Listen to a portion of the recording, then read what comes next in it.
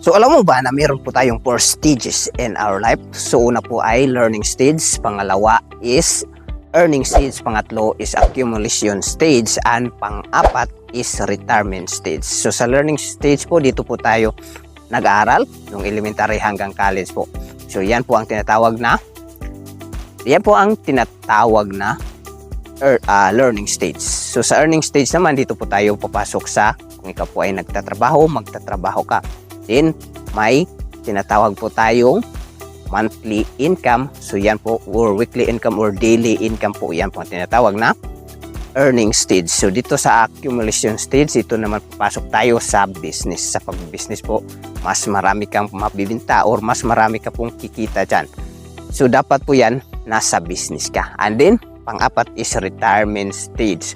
So dito naman papasok ang tinatawag na mag-i-enjoy ka na lang kasi